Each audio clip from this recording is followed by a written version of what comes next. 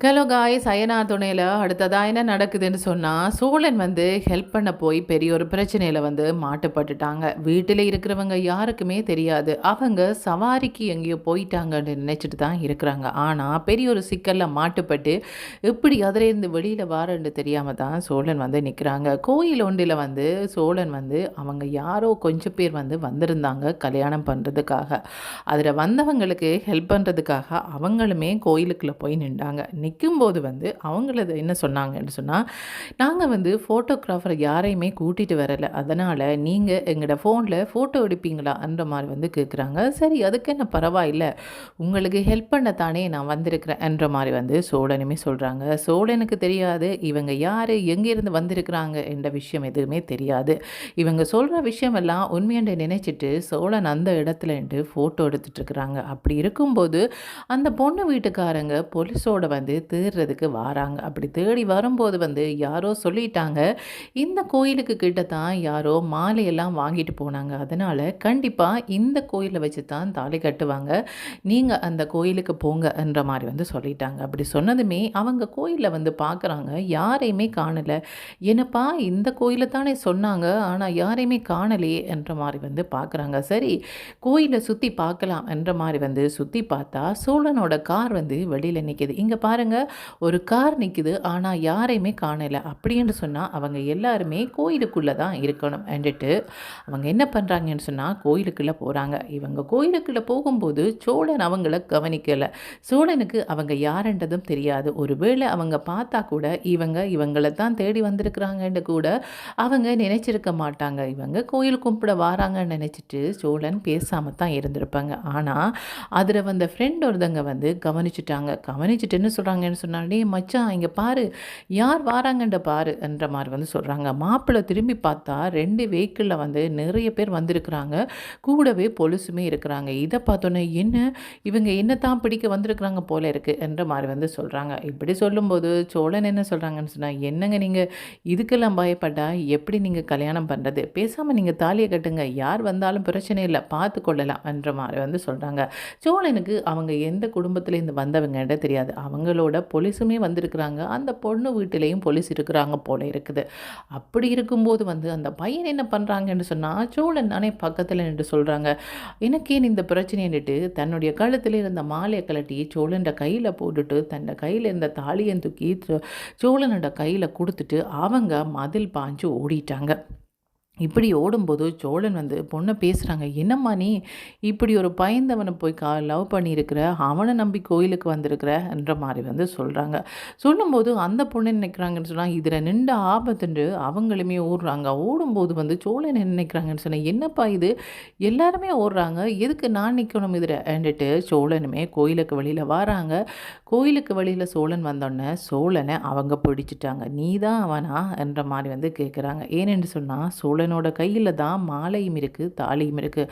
அப்படி பார்க்க போனால் இவர் தான் தன்னுடைய பொண்ணை கூட்டிகிட்டு வந்திருக்கிறாங்கன்னு அவங்க நினைச்சிட்டு சோழனை விரட்டுறாங்க. விரட்டும்போது சோழன் இல்லைப்பா நான் கார் டிரைவர், என்னுடைய காரில் தான் வந்தாங்க, அவங்க ஹெல்ப் கேட்டதுனால நான் வந்தேன், எனக்கு இவங்க யார் என்னன்றது எந்த விவரமும் தெரியாது, இந்த மாதிரி அவங்க எதுவுமே சொல்லலை. அவங்க என்ன பண்ணுறாங்கன்னு சொன்னால் பயந்து போய் திணறி போய் நிற்கிறாங்க. இப்போ எதுக்கு என்ன பிடிச்சாங்க, அவன் ஓடிட்டான், எதுக்கு என்ன பிடிச்சி வச்சுக்கிறாங்க என்ற மாதிரி தான் பார்க்குறாங்களே ஒழிய தன்னை மாறித்தான் பிடிச்சி வச்சுக்கிறாங்க. இவங்களுக்கு மாப்பிள்ளை யாருன்றே தெரியாதுன்றது கூட அவங்களுக்கு தெரியல.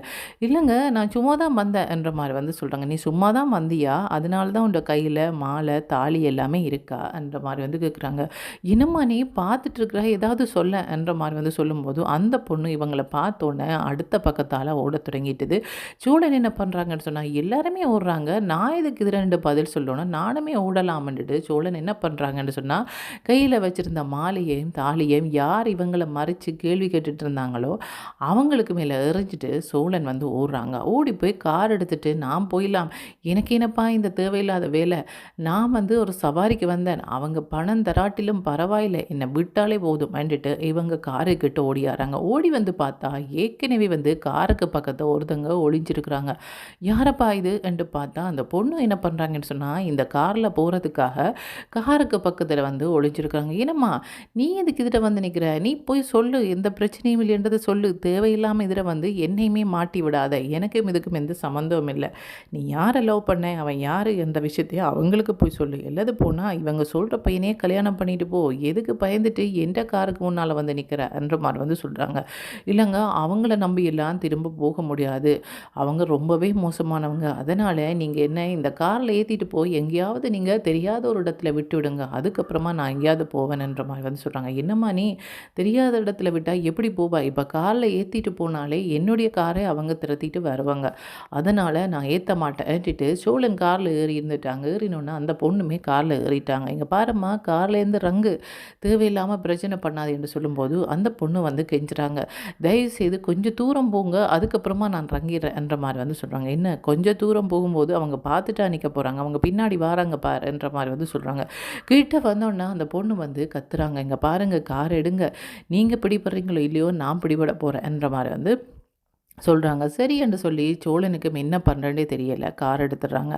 இவங்க என்ன பண்ணிட்டாங்கன்னு சொன்னா, அதுக்குள்ள வாரது போலீஸ் இவங்க எந்த குடும்பத்திலேருந்து வாராங்க, ஏற்கனவே இவங்கட குடும்பத்தில போலீஸா இருக்கிறவங்க இருக்கிறாங்கன்டா எல்லாம் வந்து அந்த பொண்ணுக்கு தான் தெரியும் ஒழிய, சோழனுக்கு தெரியாது. அவங்க வந்து என்ன சொல்லிட்டாங்கன்னு சொன்னா, இந்த பாதையால வந்து ஒரு கார் வருது, இன்ன நம்பர் கார் வருது. அத மறியுங்கன்ற மாரி வந்து ஏற்கனவே வந்து சொல்லிட்டாங்க. அதனால வந்து இவங்க வரும்போது என்ன நினைக்கிறாங்கன்னு சொன்னா, தூரத்தில தானே அவங்க துரத்திட்டு வராங்க. அதனால பயமில்ல. நாங்க எங்கேயாவது போயிடலான்ற மாரி வந்து சோழன் நினச்சிட்டு வராங்க. வழியில போலீஸ் மறைச்சிடுறாங்க. இவங்க எதுக்கு மறைக்கிறாங்க? நான் சரியா தானே வந்தேன்ற மாரி வந்து சோழன் பார்க்குறாங்க. இறங்கு என்ற மாரி வந்து சொல்லிட்டு அவங்க கார்ல இருக்கிற பொண்ணையுமே இறக்குறாங்க. "நீ தானா அவன்? என்னன்னு நீ வந்து எங்கட வீட்டு பொண்ணைய கடத்திட்டு போயிருப்ப" என்ற மாரி வந்து சோழனுக்கு வந்து அடிக்கிறாங்க. அடிக்கிறது மட்டும் இல்லாம அவங்க அவங்களோட வீட்டுக்கே கூட்டிட்டு போயிட்டாங்க. கூட்டிட்டு போனோனே, "என்னம்மா பார்த்துட்டு நிக்கிற? நான் அந்த பையன் இல்லைன்னு சொல்ல வேண்டியதானே" என்ற மாரி வந்து பார்க்குறாங்க. ஆனா அந்த பொண்ணு வந்து சொல்லவே இல்ல. இவங்க தான் அந்த பையன்ன்ற மாரி அவங்க பேசாம இருக்கிறாங்க. இப்ப வந்து மாறி சோழன் வந்து அடி வாங்கிட்டு இருக்கிறாங்க. "நீ தான் எங்கள பொண்ணோட வந்து பேசினியா? நீ தான் வந்து நல்லவன் மாரி நடிச்சு ஏமாத்த பார்த்தியா?" என்ற மாரி வந்து இவங்க தான் கல்யாணம் பண்ண வந்தாங்கன்னு நெனச்சு சோழனுக்கு அடிக்கிறாங்க. அந்த பொண்ணு வந்து அடிக்க வேண்டாம்னு சொல்லல. இவங்க இல்ல அந்த பையன்ன்றத சொல்லவும் இல்ல.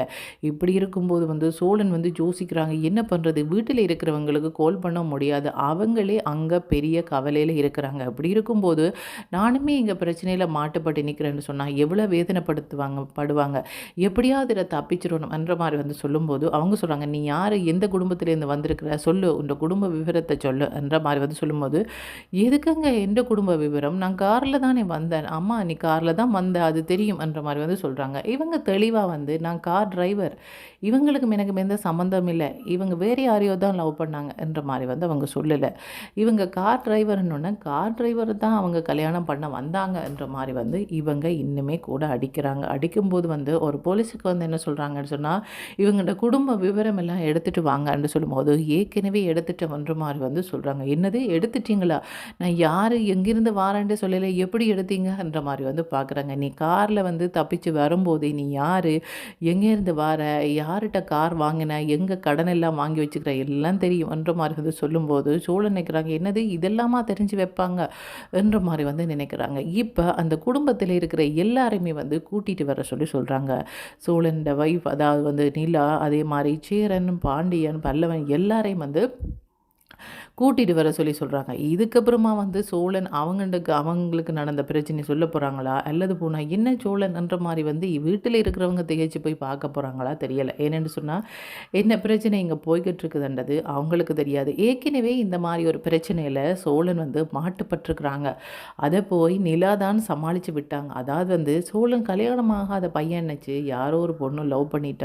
சோழன் வந்து நிலாவ வந்து வெறுப்பேத்துறதுக்காக லவ் பண்ற மாரி நடிச்சிருந்தாங்க. கடைசியில நிலா தான் போய் சமாதானப்படுத்தி விட்டாங்க. இப்ப அத மாரி ஒரு பிரச்சனைய தான் சோழன் திரும்பவும் எடுத்திருக்கிறாங்களான்னு தான் அவங்க நினைப்பாங்களே ஒழிய, சோழனுக்கும் இதுக்கும் சம்மந்தம் இல்லையென்று அவங்களுக்கு தெரியறதுக்கு ரொம்ப நேரம் ஆகும் என்று சொல்லலாம். ஏனென்று சொன்னா, அந்த பொண்ணு வந்து எதுவுமே சொல்றாங்க இல்ல. எதுவுமே தெரியாதவங்க மாரி பேசாம நிக்கிறாங்க. இதுல வந்து உண்மைய சொல்ல வேண்டியவங்க அந்த பொண்ணு. இல்லையென்று சொன்னா சோழன் சொல்லணும். ஆனா வந்து 2 பேருமே சொல்லாம இருக்கிறதால, இப்ப குடும்பமா மொத்தமா எல்லாரையும் கூட்டிட்டு வரப்போறாங்க. அதுக்கப்புறமா விசாரணையில என்ன சொல்ல போறாங்க போகிறாங்க. அதுக்கப்புறமாவது வாயை திறந்து சோழன் எனக்கு இவங்களுக்கும் சம்மந்தம் இல்லை, நான் வந்து சவாரிக்கு தான் போனேன் என்ற மாதிரி வந்து சொல்கிறாங்களா, அல்லது போனால் வந்து இவங்க சொன்னாலுமே அவங்க நம்பாமல் அடிக்க போகிறாங்களா, தப்புறதுக்காக போய் சொல்கிறியா, ஏமாத்துறியா என்ற மாதிரி வந்து அடிக்க போகிறாங்களா, என்ன நடக்க போகுதுன்றதை கைஸ் வெயிட் பண்ணி தான் பார்க்கணும். ஓகே, தேங்க்யூ, பாய்.